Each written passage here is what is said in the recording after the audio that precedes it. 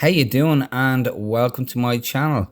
As you can see today, I'm taking a look at the Hot Toys Joker from the 2019 Joker movie, Artisan Edition. We have a nice image of the Joker's face at the front there and the Joker text.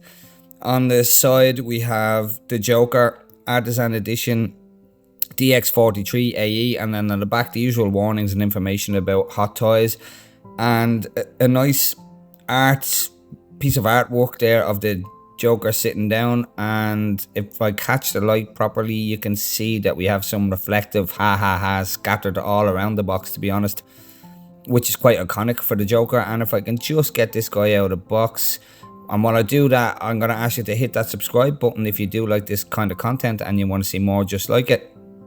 Just getting this out here, you can see we're presented with a really nice card at the front and nice images of the figure. This is the figure itself, really beautiful head sculpt. Put on a happy face at the very bottom there, just out of frame unfortunately, but a really nice sculpt just looking at those pictures before we even look at the figure. And then we are presented with the head sculpt separate to the body in the usual artisan fashion, and we have put on a happy face, you know, written on this layout card, this really nice layout card, and some more information about the figure. So let's get this guy out of the box and do a quick pan of the figure and go through some facts. So here we are for a quick pan of the figure and what comes with it, the diorama and that, and just a few fun facts while we do this in my now usual fashion. Based in 1981 to keep it as far away from the current DCEU as possible, and it was the first film ever to focus on a comic villain's origin story.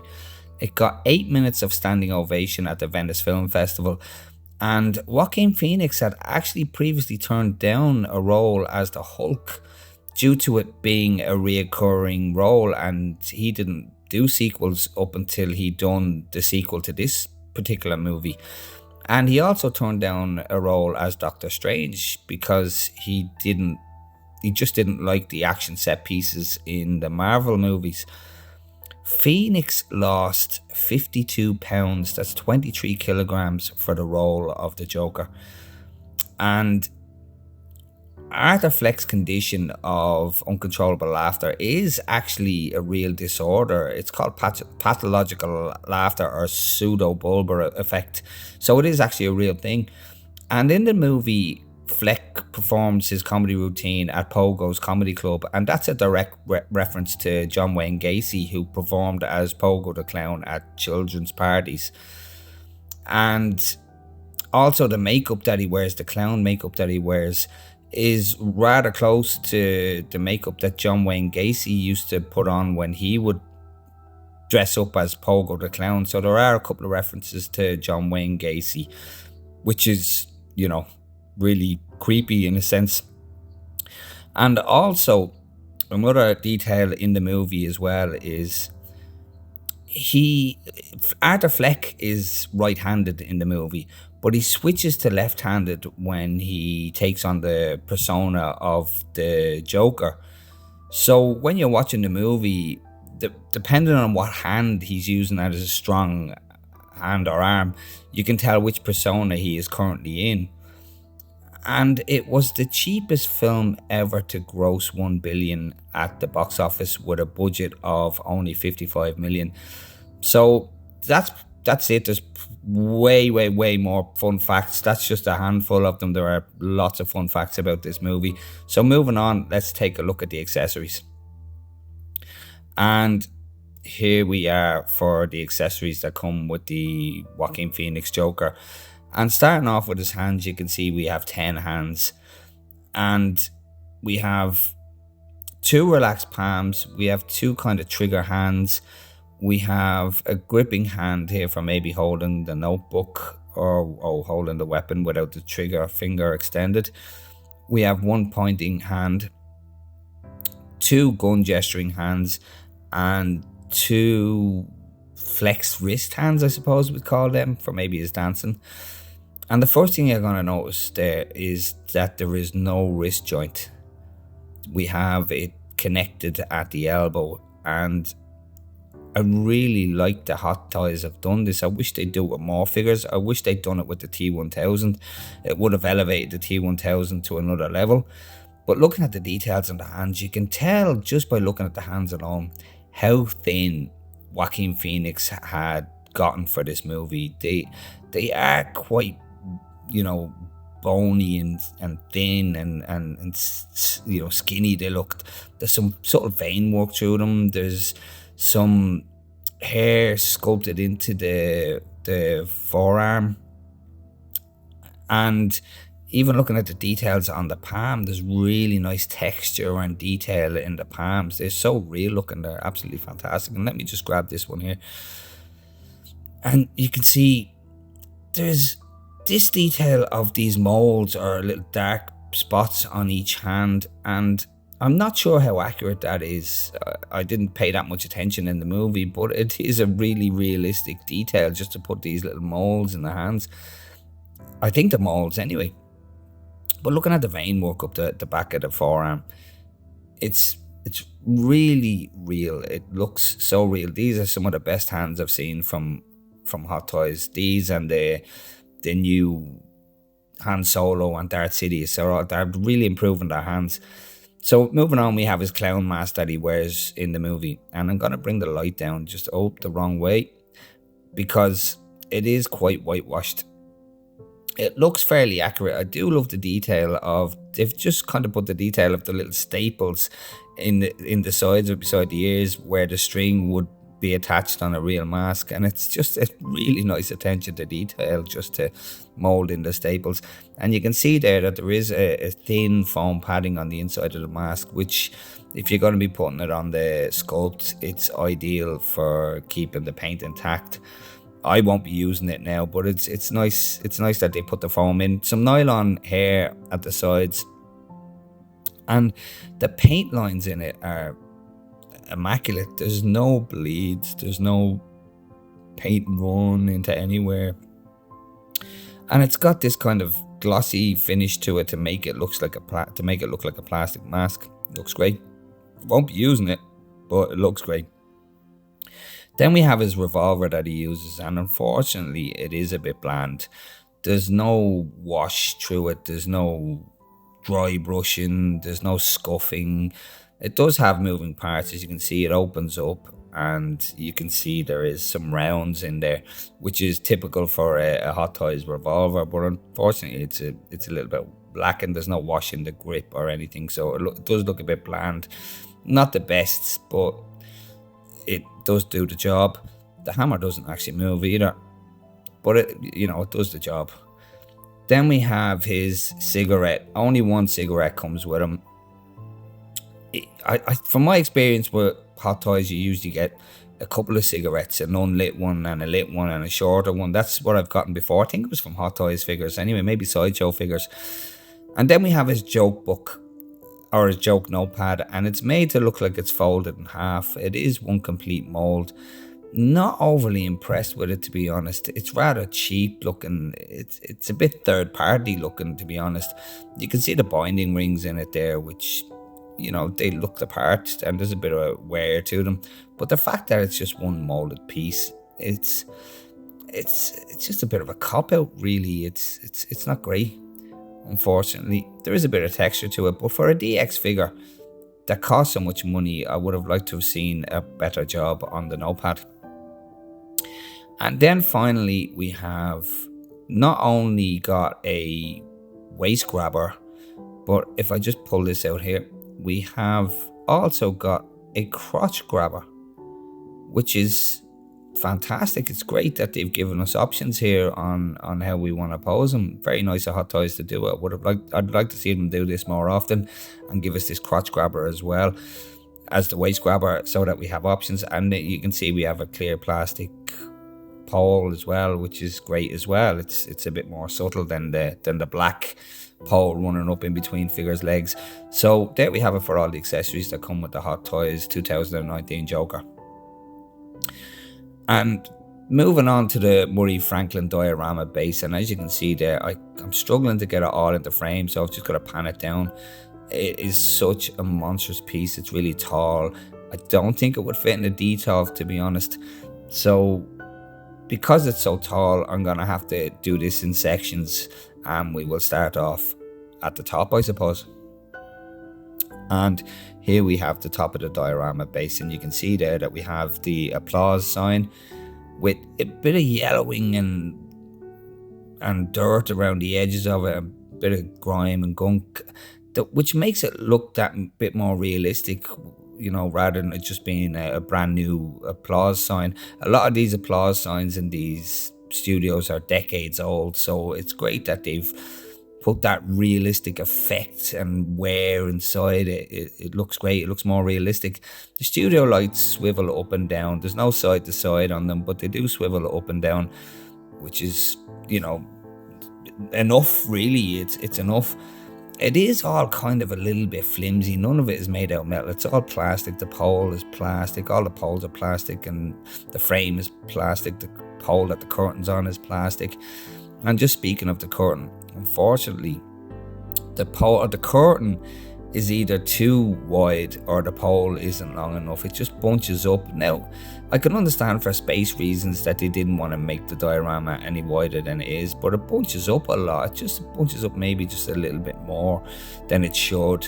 It's not the end of the world. It's not a deal breaker. But if I can just reach my hand back here, and we will pop on the lights there, and there you go. And you can see it's quite bright. It's quite effective. It looks great. It's great to have the light up feature, and it's great to have it on USB. It's all connected by USB, so you can just leave this on all the time. It's running off USB, no batteries to go dead and have to change out, which is, it's great. And it's about time we start getting more of these things in USB. The material for the curtain is really, really nice. It's got this kind of silky kind of feeling to it. It's that soft.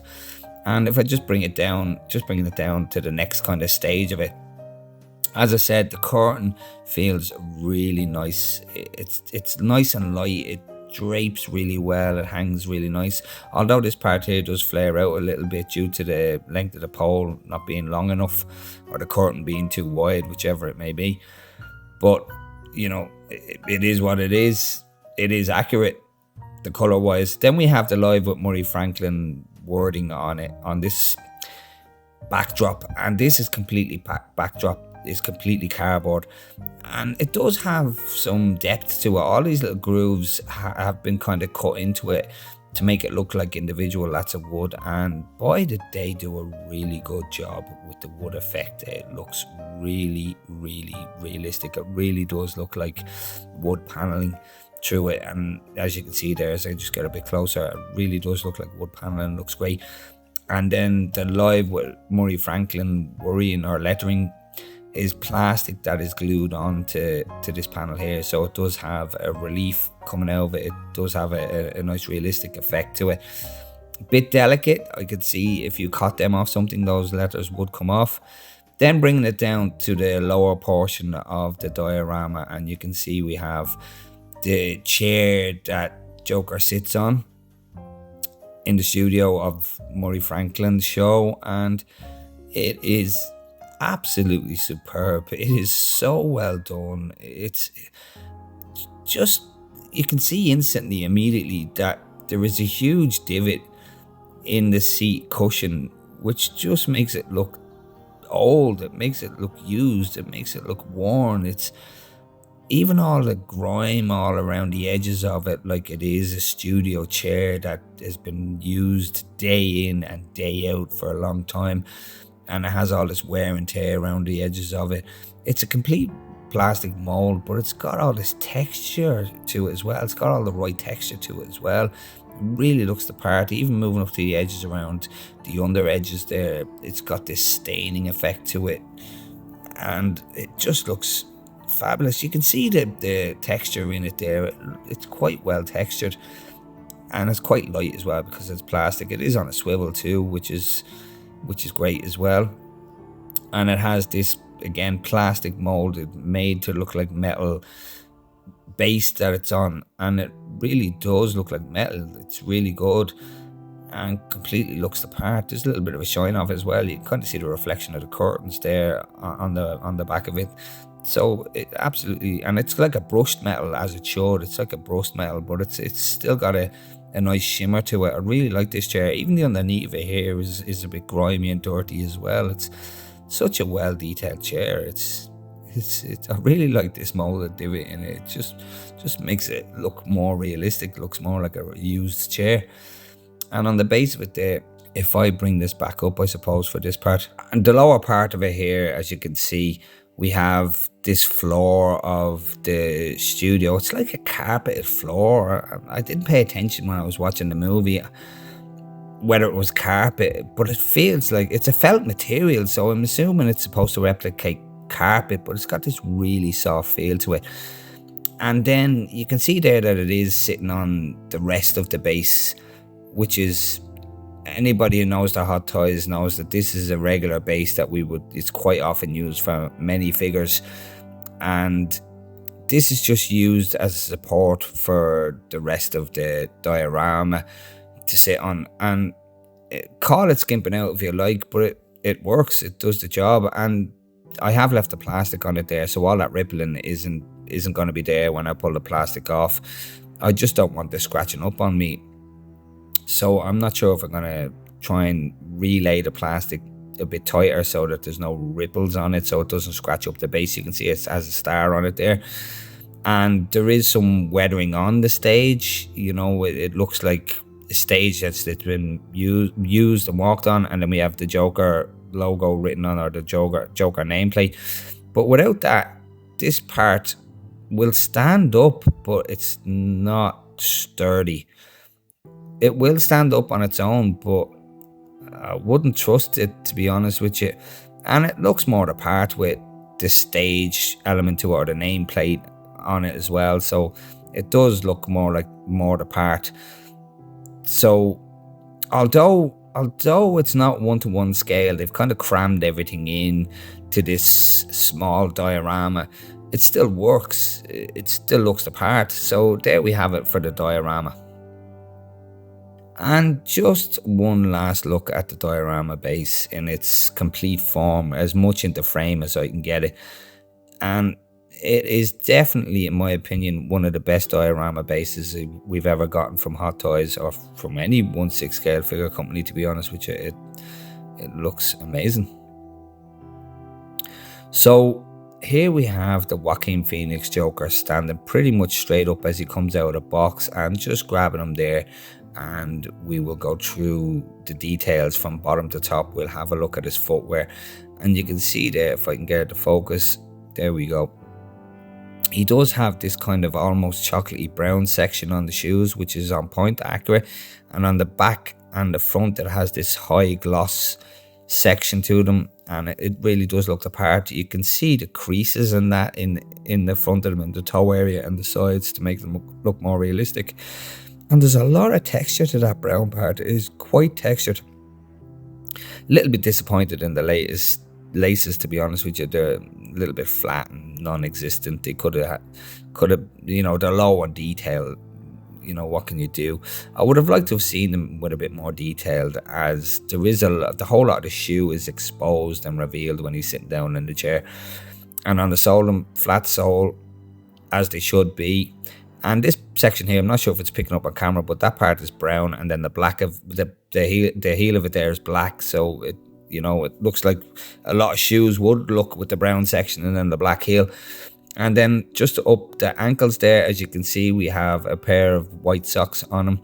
And I really like the fact that the ankle is wide enough to fill the shoe and not leave any gaps, because as most people with 1/6 scale figures would know, there is often a gap when you plug in the foot. You know, there's quite often gaps, and Hot Toys have made sure that they fill the gap there to make it look the part and look like a real foot in a shoe.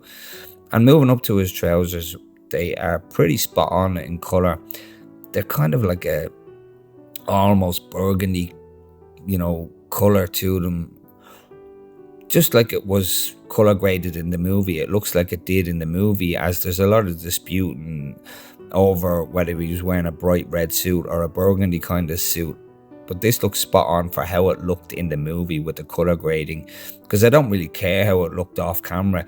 I'm more concerned about how it looked on camera and in the movie, and the accuracy of how it looked in the actual movie. And it is a bit darker than it was off camera, so they've taken into account of the colour grading, and Hot Toys have made the colour pretty much spot on. I do like what they've done here is they don't have any Velcro up the zipper part where they are put on, which they've gotten out of the habit of doing that, thankfully. And there's no weathering on it. There really shouldn't be. I think he was pretty spotless when he walked onto the Murray Flanklin show. So, not necessary to put any weathering in. And there is a slight little crease running up the trouser leg as well. It's not extremely sharp, but it's there and it's on point.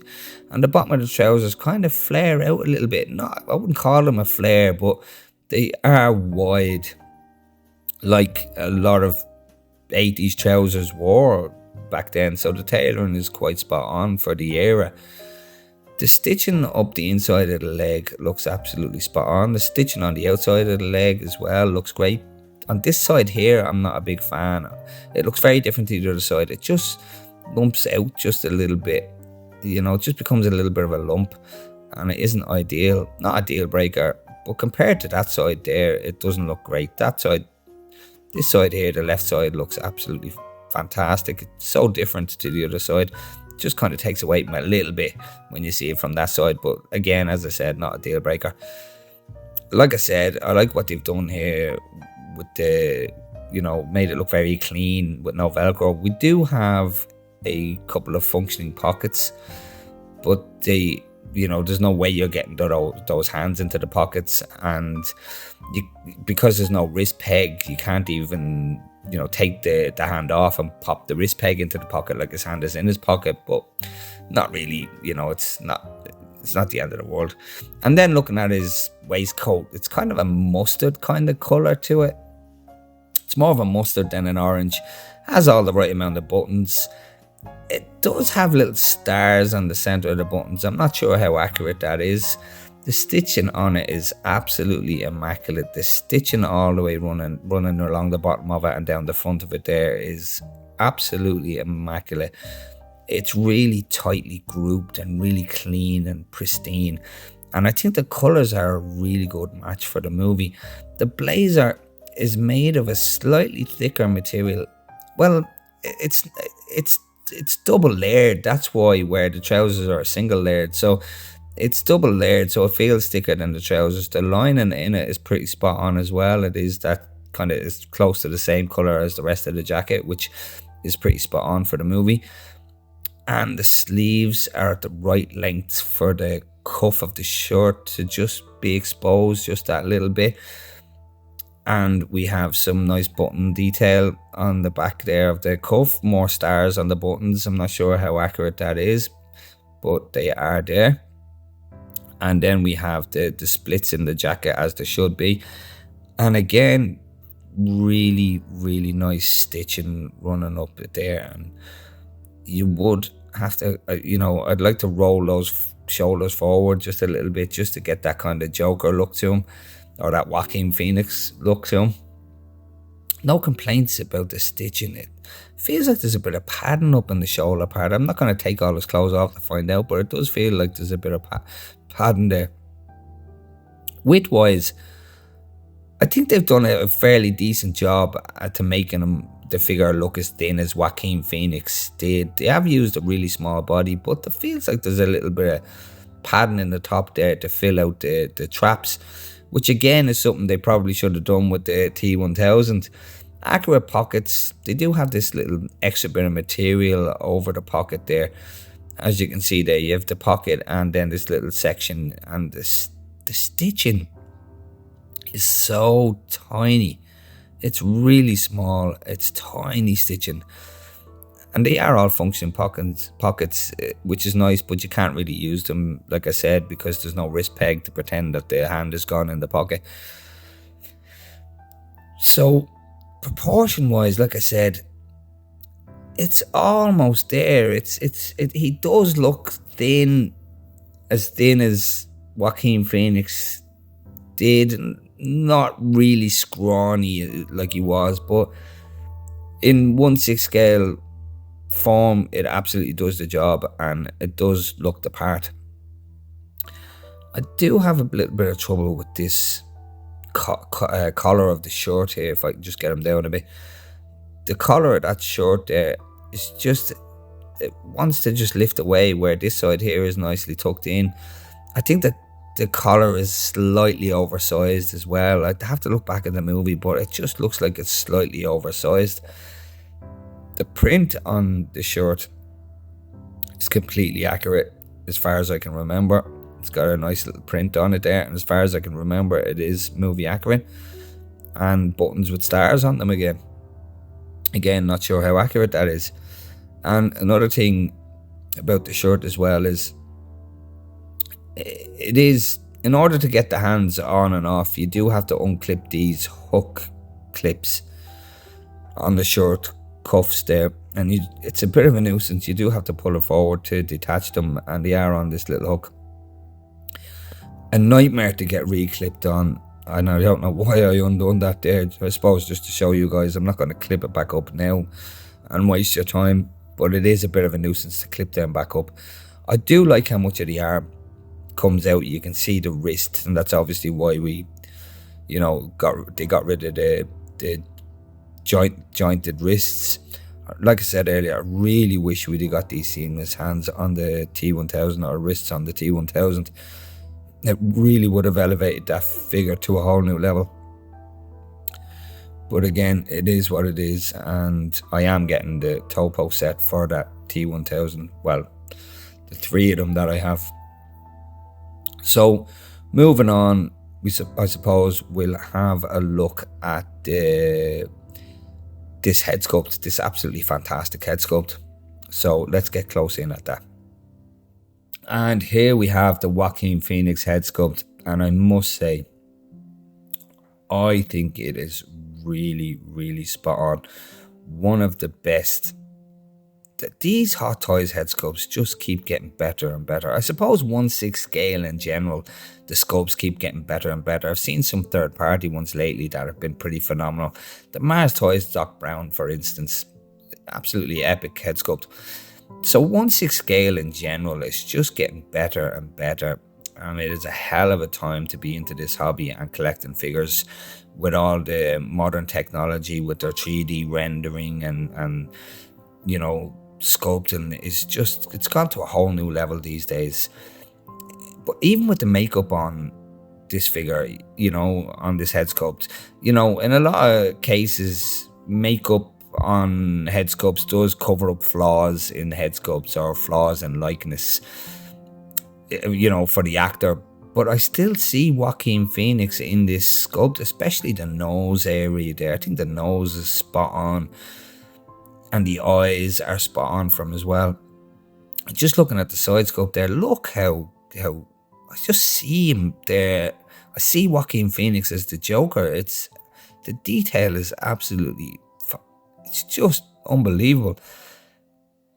Just looking at the crow's feet, under his eyes and the sides of his eyes there, just that subtle wrinkling, the texture of the skin makes it look like makeup over skin because it's so textured. It looks absolutely fantastic.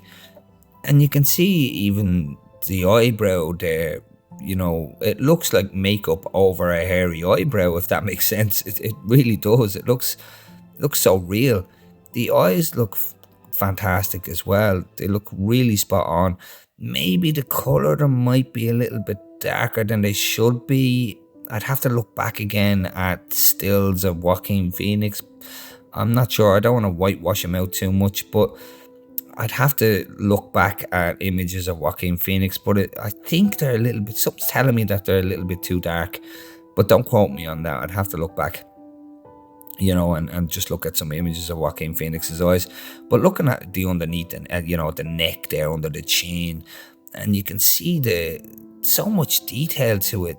there is stretched skin there that's pulled out skin. There's the makeup, the face makeup is all kind of run down into his neck, and you can see where the strain in the muscle in the neck detail, and kind of shows off Joaquin Phoenix's age there with that bare loose skin there on the neck.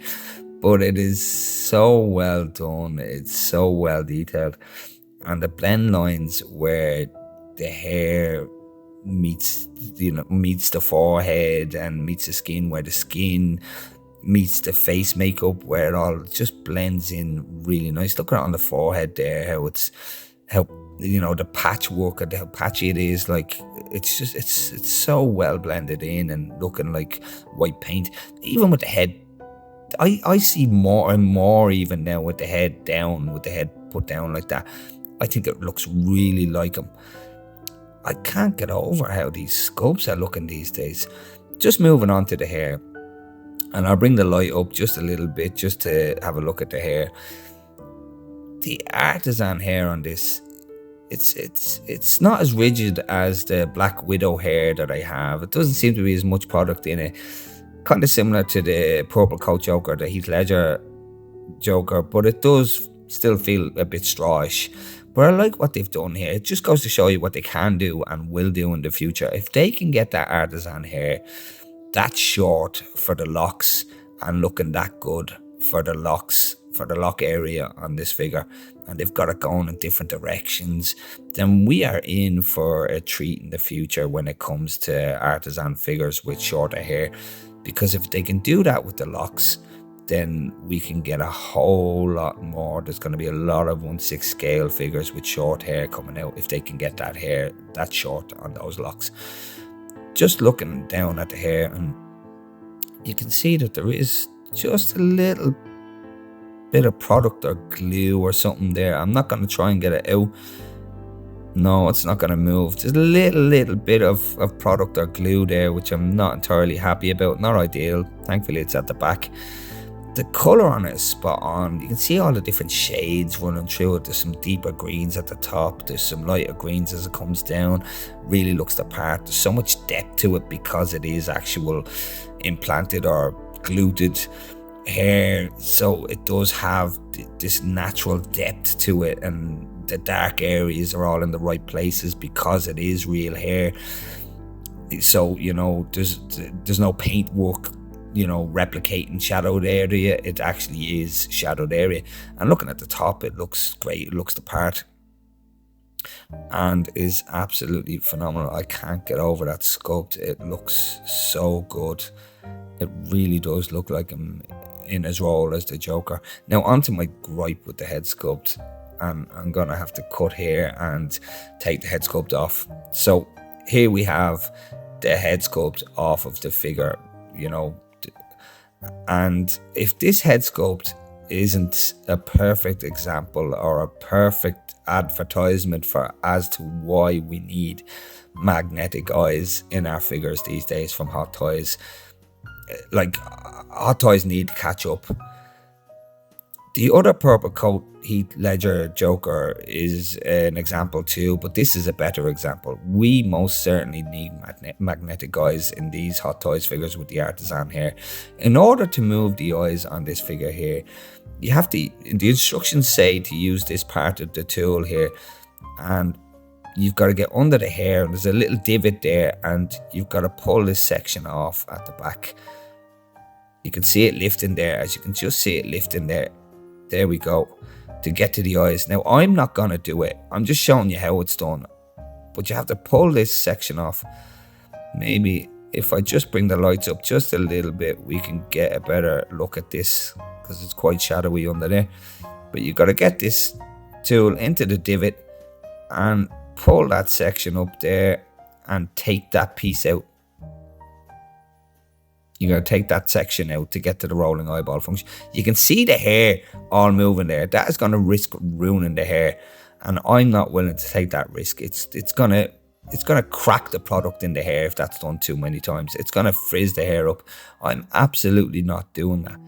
I'm not going to be moving those eyes, unfortunately. I think the way the hair has rendered the rolling eyeball function null and void unless you want to risk ruining the hair. Hot toys, catch up. You need to get it together here and get some magnetic eyeballs. J&D are doing it, InArt are doing it. It's time you've caught up, because that product in that hair is going to it's just going to fall apart if I futz with that too many times and too much. So to be able to take advantage of the rolling eyeball function, it's time they got some magnets in the eyeballs. So I just thought I'd show you how poorly designed that is, to be honest with you. It'd be fine if it was sculpted. If it was sculpted hair, it'd be fine. But it's not. And I'm not ruining that hair just to roll the eyeballs. So just before we wrap things up, I just want to show you, when you put the head sculpt on, and I've just kind of had to do this off camera a couple of times because I can't seem to get it lined up. As soon as I press the record button, it doesn't want to go on. It goes on no problem. There we go. It goes on no problem when it's off camera. But you can see how low it sits there. It's sitting really, really low. And for some reason, I'm not sure why, somebody can maybe tell me in the comments, but it does have two positions. It has an adjustable height on the head sculpt. I'm not sure why. It doesn't look proportioned when it's down really low like that. It looks way too low. It looks like he has no neck. So proportion wise, and they are two kind of audible clicks. They are two deliberate positions for the head sculpt. So again, I'm not sure why. Maybe if I look back in the movie, there are scenes where he looks like his neck is hunched in or down lower, but he does have two different positions for his head, which you can see there. And the more I futz with this head sculpt, the more I'm worried about this hair. And this part of the collar here is a bit of a nuisance. It just keeps poking out. I need to get it tucked in under the waistcoat. So there we have it there for the 2019 Joker figure by Hot Toys Artisan Edition. I'm going to leave up some images of the figure there, some pictures of the figure. I really had I really enjoyed posing this guy up. Lots of different things you can do with him. The diorama is just phenomenal, and I recommend anybody who has it to take advantage. And if you can use the diorama, by all means use it, because it just really, the whole scene is there, and it really elevates the figure to the next level sitting on your shelf. So please do hit the like and subscribe button if you did like the video and you do want to see more content like this. And I'll leave it at that. Thanks very much for watching if you made it this far, and take care, and I'll catch you in the next one.